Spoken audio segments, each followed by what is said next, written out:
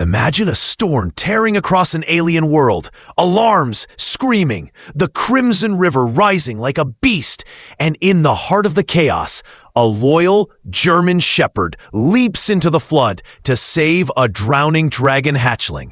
An impossible rescue that will ignite a bond strong enough to change the fate of humans and dragons forever. If you are new to the channel, then please subscribe to the channel and like the video and tell us in the comments where are you watching from. Now, let's jump into the story. The alarm began before dawn. Its sharp cry split the quiet of the outpost and echoed through the narrow halls. Rylan Frost woke with a start, his dream fading away in an instant. He had been dreaming of home and of real food, not the tasteless protein blocks that filled his meals on Dracony 7. But the dream was gone. The alarm would not wait. Bolt, his German shepherd, was already awake. The dog stood at the edge of the bunk, ears high, muscles tight, eyes locked on the flashing red light that pulsed across the walls. Bolt did not bark, but his steady gaze told Rylan that something was very wrong. Rylan pulled himself into his weather suit, the material wrapping around him and adjusting to his body. The screen on his wrist lit up with warning after warning. Heavy winds across the Serpentine Valley, dangerous floods forming near the Crimson River, and feedback loops from the atmospheric towers. Words filled the display, each one worse than the last. The Crimson River had always been a force to respect. Its waters ran red with iron from the surrounding soil. During storms, it could swell into a monster. Today, it promised to be far worse. Rylan spoke into his comm with a steady voice. "Central Ops, this is Ranger Frost at Nara 12. I'm moving out for storm assessment." The reply crackled through heavy static. "Copy Nara 12. Proceed with caution.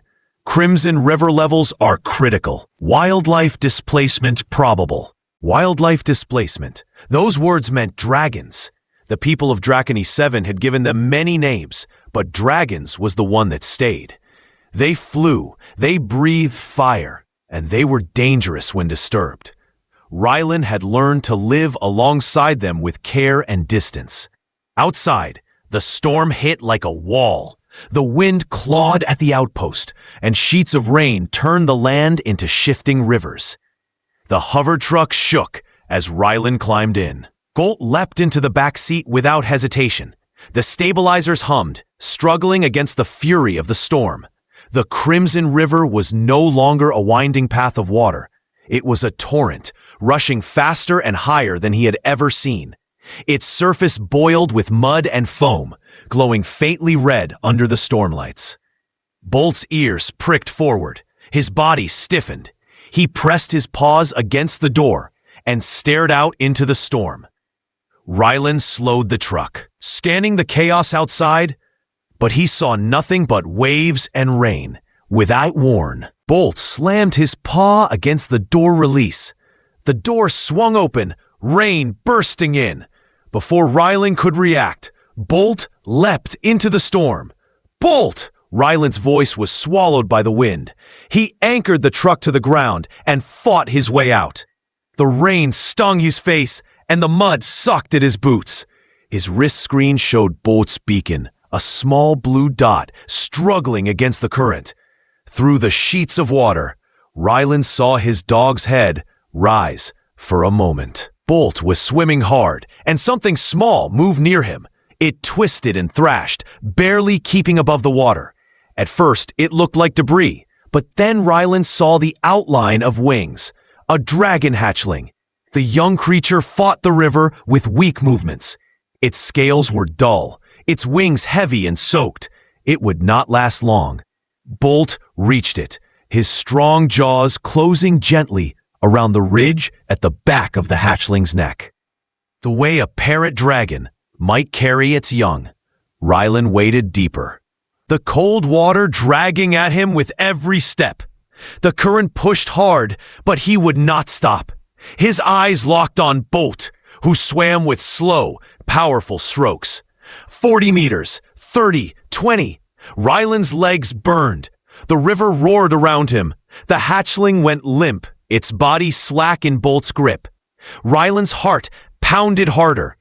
At last he caught them both, pulling with every ounce of strength he had left.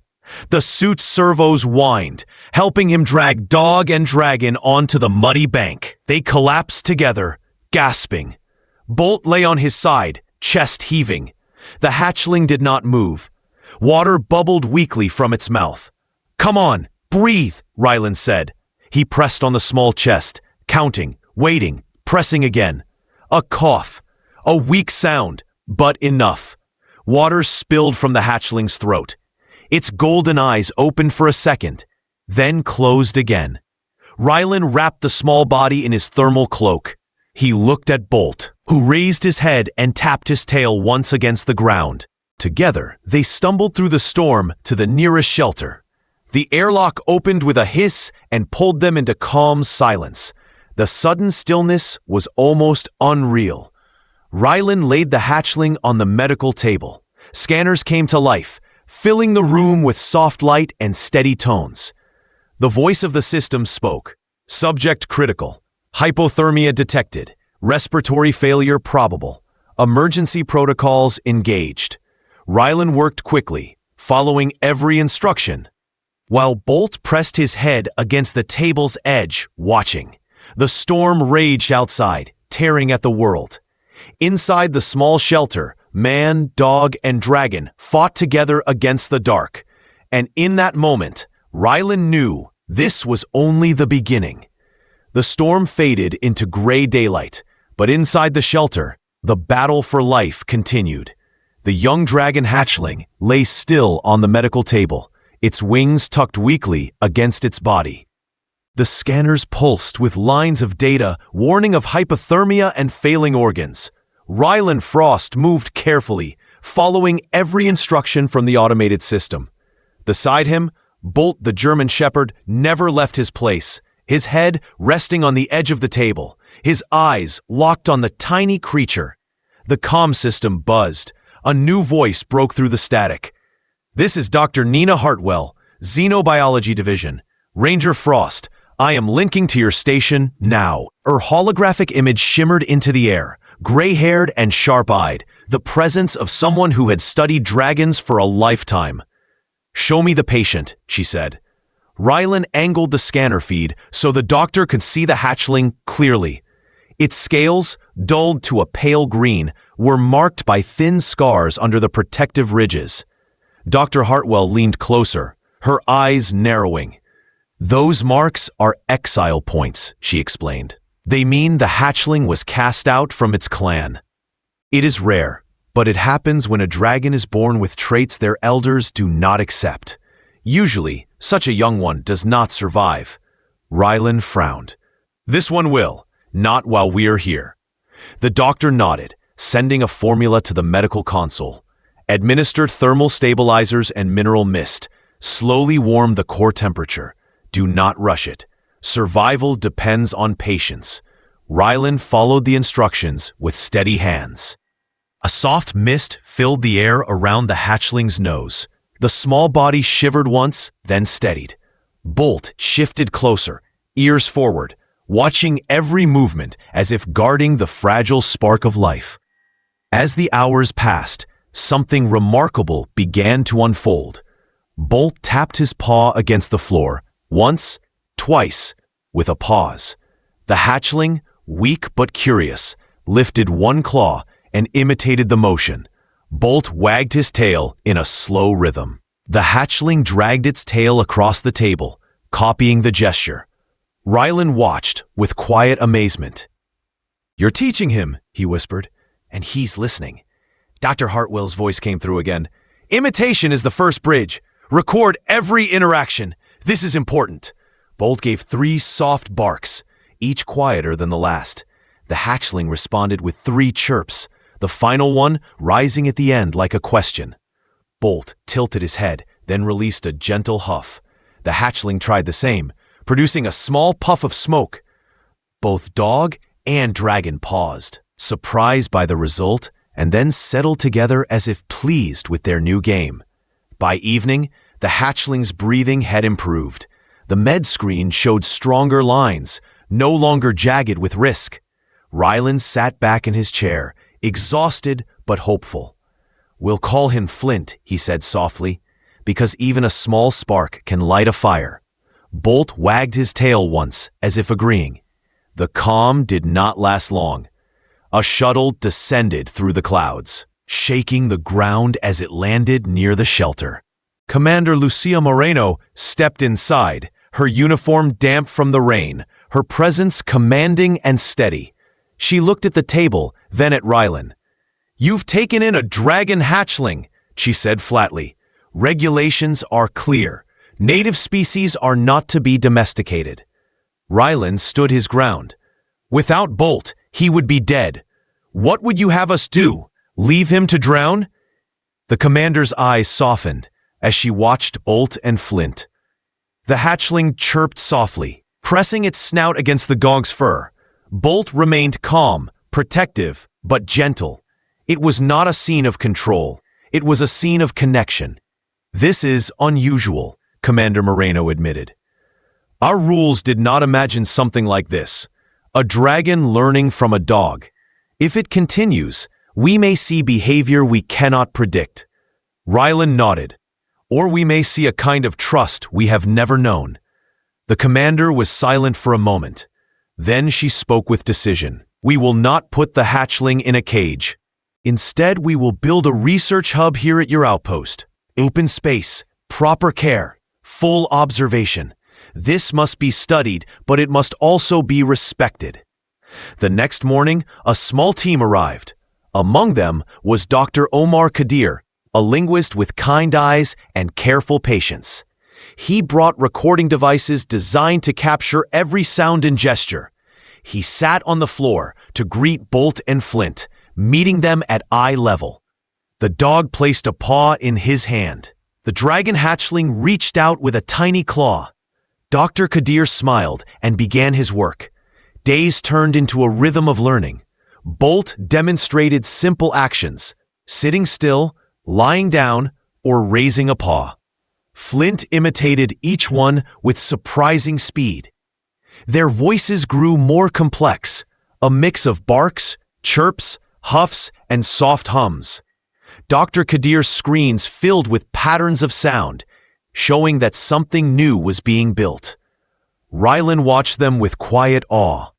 Bolt, the loyal shepherd once trained for combat, had found a new mission.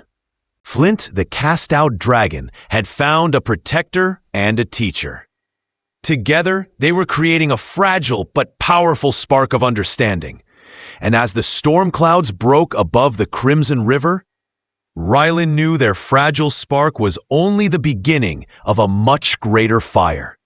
The research hub rose quickly around the outpost, its walls unfolding from prefabricated panels, its towers humming as they locked into place. What had been a lonely shelter on the edge of the Crimson River was now a small base filled with scientists, monitors, and curious eyes. Yet in the center of it all, Bolt and Flint remained the true focus. Bolt, the German shepherd, carried himself with calm authority. His body showed years of discipline, but now his purpose was different. He was no longer a soldier's companion. He was a teacher. Flint, the young dragon once marked as an exile, followed him closely. Copying every move with fierce determination, Dr. Omar Kadir set up recording arches around the training. His screens glowed with shifting sound waves as he captured every bark, chirp, and hum.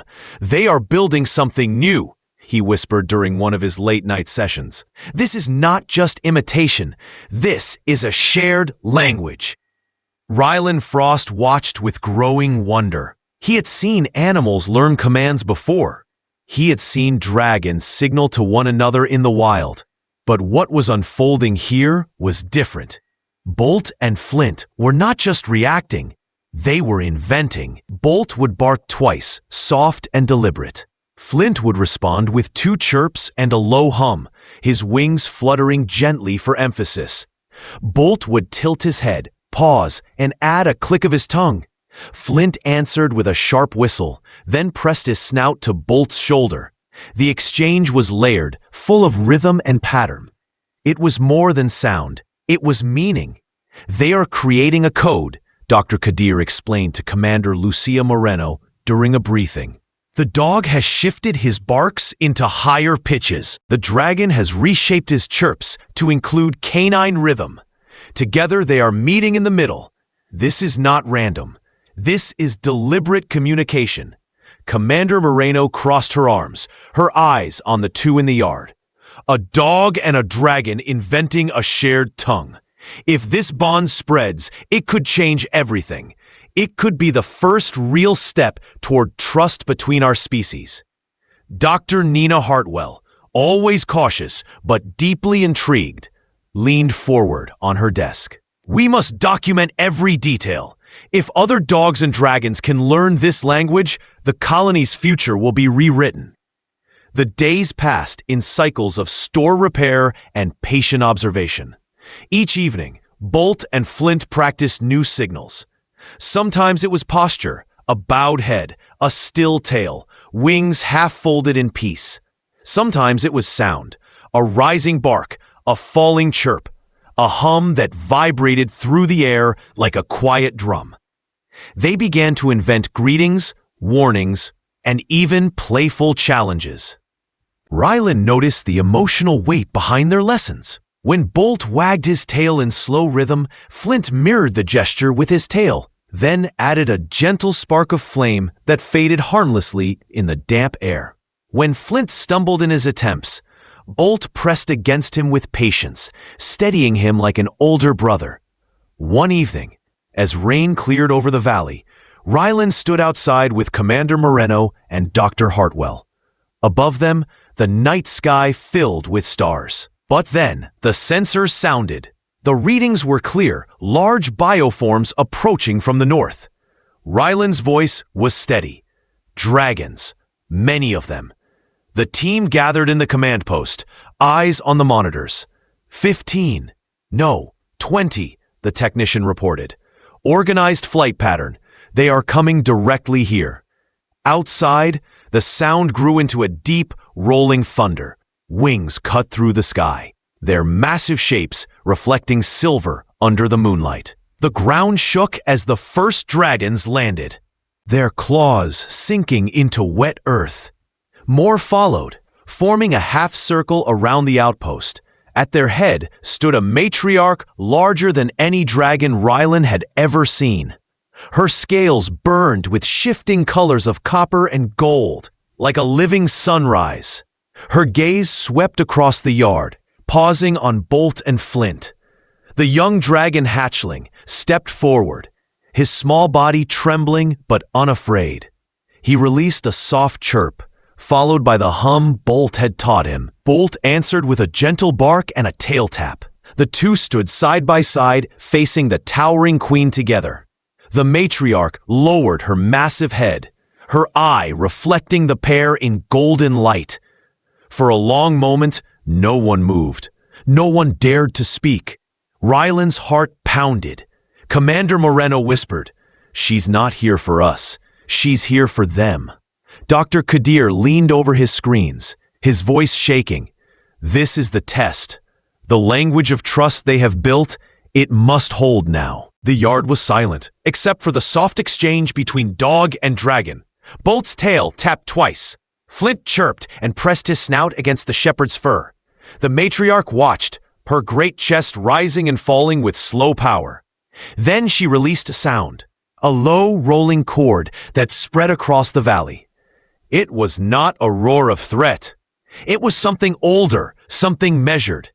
The other dragons answered in unison, their voices carrying into the night like waves. The language of trust had been spoken, and it had been heard. The night after the storm felt different.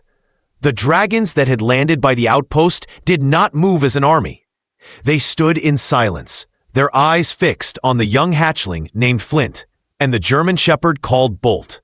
In the center of the gathering, the great matriarch lowered her head, her golden scales glowing in the pale moonlight.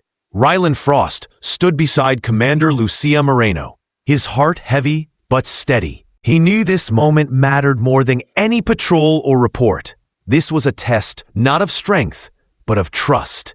Bolt stepped forward first. The shepherd gave a soft woof, the greeting signal he had built with Flint. The hatchling copied with a small chirp, then added a gentle hum. The matriarch listened, her eye narrowing with deep thought.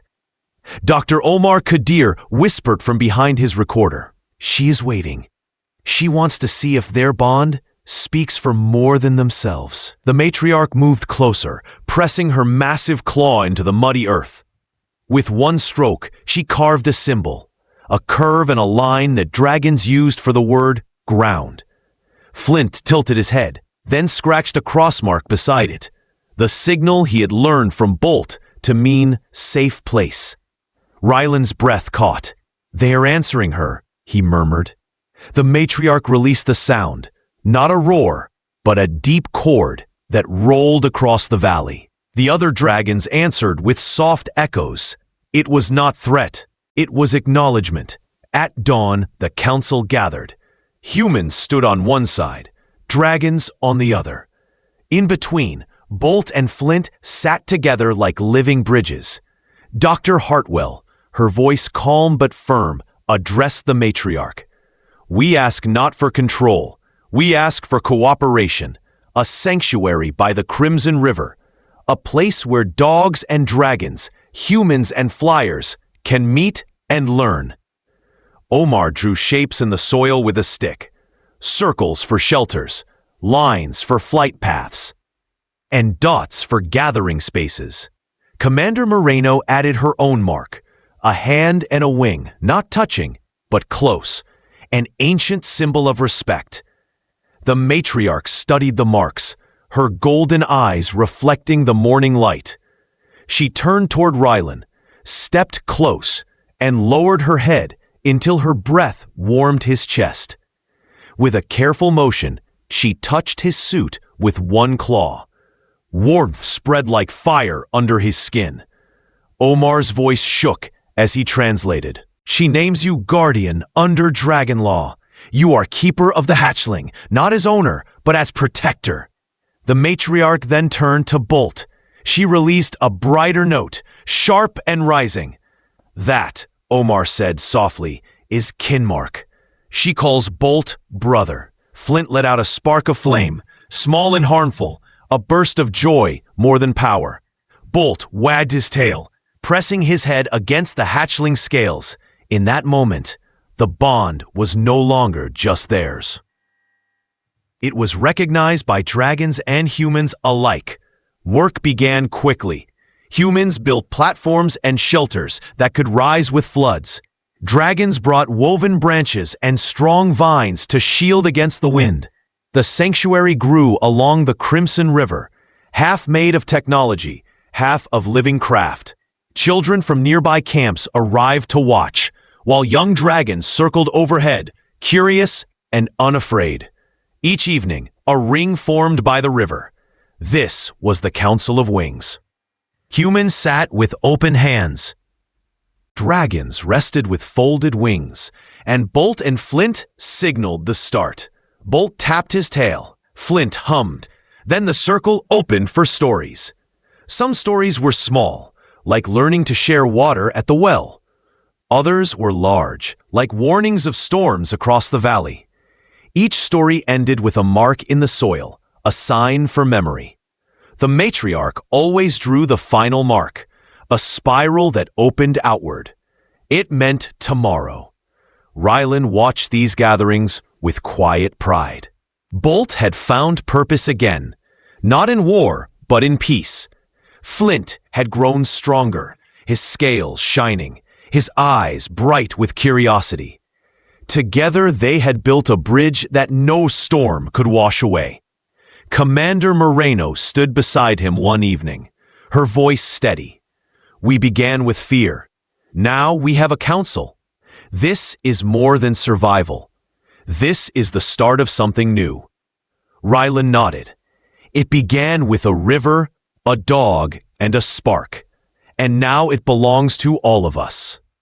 The Council of Wings continued through the sea. Storms came and went, but the sanctuary held. Dragons and humans walked the same paths, watched the same skies, and shared the same stories. And when the crimson river glowed under the light of the setting sun, Bolt and Flint sat together at its edge, side by side. One was born to guard, the other to fly, but their language was the same. It was the language of trust, spoken now by many and carried forward into every tomorrow.